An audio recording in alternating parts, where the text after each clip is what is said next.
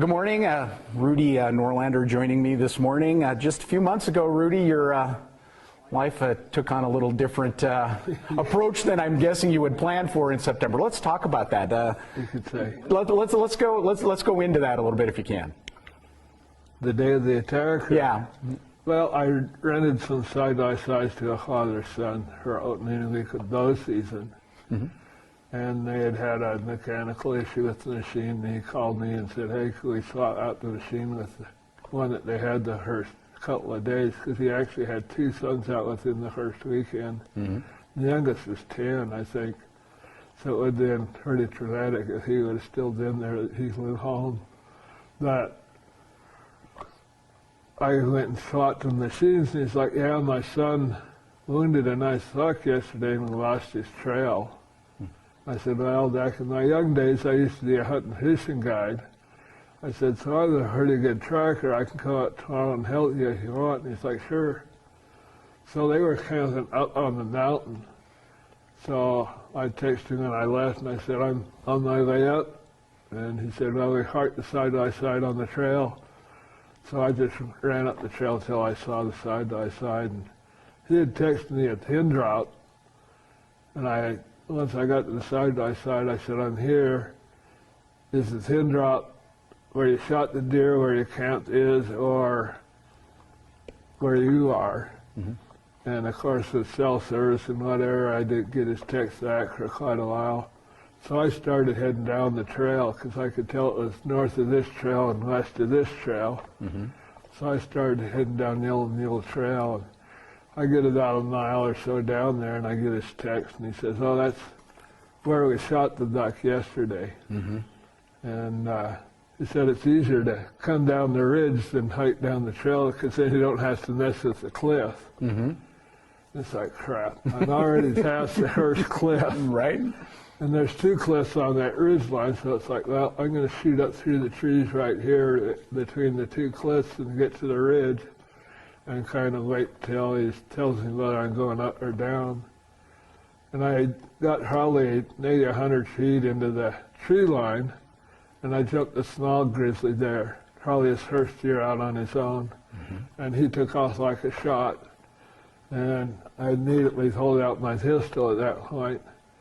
And from that moment on, I'm looking all around me, and I got my pistol in my hand, and I've been shadowed and stalked by bears before in my life, so I was looking constantly around, and I hiked up the ridge and over to the next ridge because I could hear some crows circling and congregating and squawking.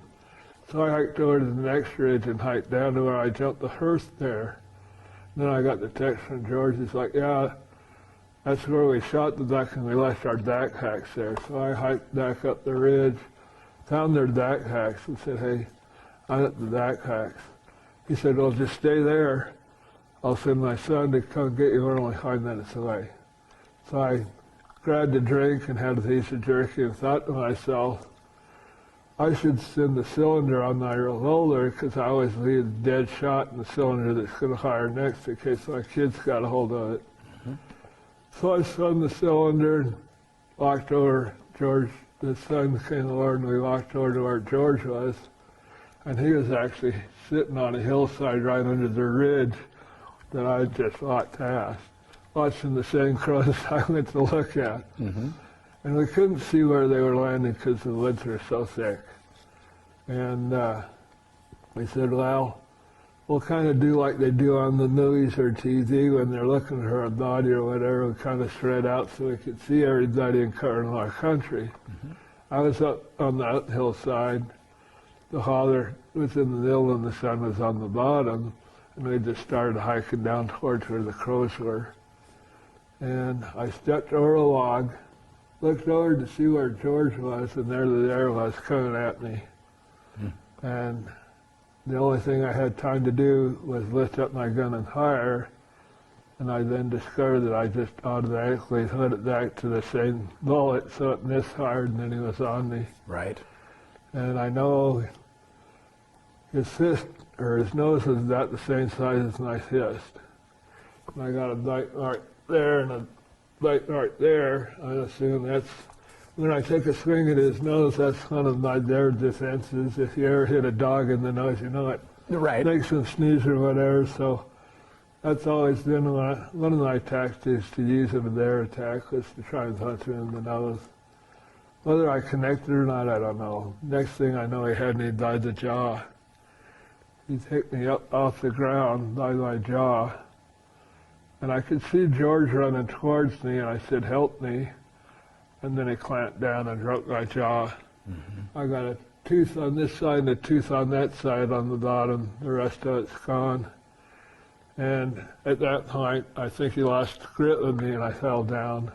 I don't remember the next few seconds, but he stepped on my chest. And he was heavy enough, it was unallowed to collapse my chest. And then he bit my leg. And George and his son were throwing rocks and sticks at him and yelling at him, and he finally ran off.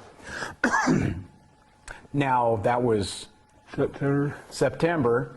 Here we are, middle to the end of February. What has been going on in your world since then? I would imagine you've spent some time with doctors and that kind of thing. I spent 5 weeks in the hospital in Utah. They flew me first from the site to the Yellowstone Club. From the Yellowstone Club to the Dawson Hospital. They did a tracheotomy and a chest tube and flew me to Salt Lake. And I don't know how many surgeries I had. I know that jaw reconstruction was like a 10-hour surgery that day. And I still got at least 2 more surgeries to go.